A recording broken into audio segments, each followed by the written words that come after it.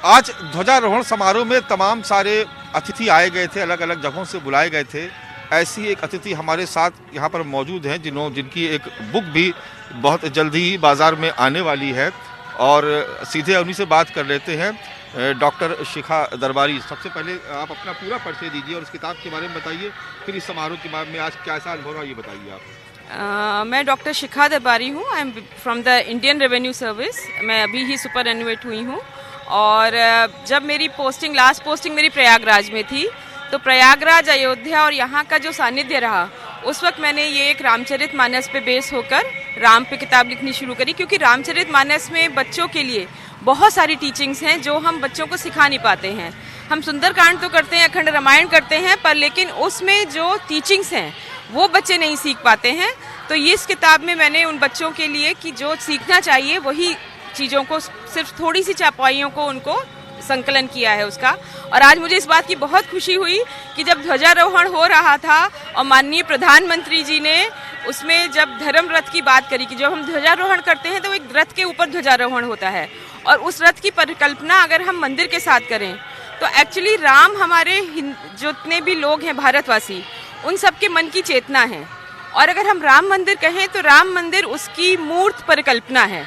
और एक बार जब राम मंदिर बन गया तो वो जो ध्वजा है, वो ध्वजा हमें दिशा दिखाएगी अब कि हमें कैसे नैतिक मूल्यों पर चलना है, कैसे एथिकल वैल्यूज़ अपने ज़िंदगी में लानी है, कैसे समाज के साथ सामंजस्य बना के रखना है। तो अगर हम इस तरह से चलेंगे तो ये दिशा जो होगी हमें नैतिकता सिखाएगी। ये ध्वज की दिशा जो है वो हमें जो है नैतिक मूल्यों पर चलना सिखाएगी। तो वो जो ध्वजा बनेगी वो उसे हमें राम राज्य की जो हम परिकल्पना कर रहे हैं, उस राम राज्य को हम भारत में बहुत जल्द ही ला पाएंगे। तो जैसे अब आज हम कह सकते हैं कि आज जब ये मंदिर पूरा हो गया है, ध्वजारोहण हो गया है, तो एक रामचंद्र जी अब पूरी रूप से यहाँ पे अवतरित हो चुके हैं। तो मैं यही कहूँगी कि राम राज बैठे त्रिलोका, हर्षित भये गए सब शोका, कि अब लोगों के सब शोक खत्म हो जाएंगे।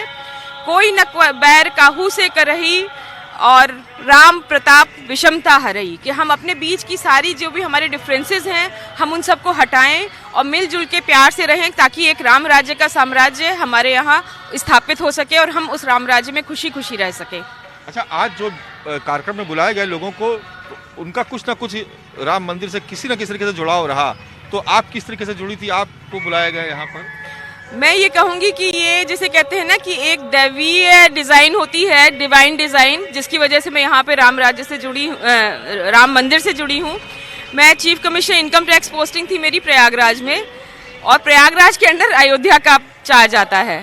तो इसलिए जब जनवरी 22 में प्राण प्रतिष्ठा हुई तो चंपत राय जी ने हम लोगों को just by virtue of being the officer of Ayodhya, उन्होंने हमें इन्वाइट किया, तो मैं प्राण प्रतिष्ठा में आई।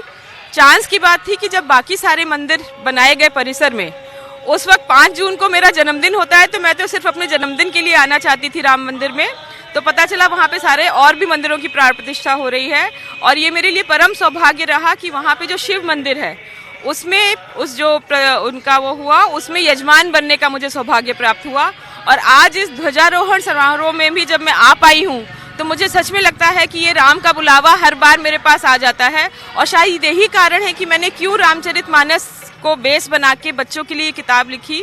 तो रामचंद्र जी से जो जिसे कहते हैं कि अयोध्या से, राम से, सीता से, जिसे कहते हैं सिया राम में सब जग जानी, करहूँ प्रणाम जो जुग पानी। तो इस तरह से एक जो जुड़ाव रामचंद्र जी से और अयोध्या से हुआ है वो शायद जिंदगी में बहुत आगे जाएगा।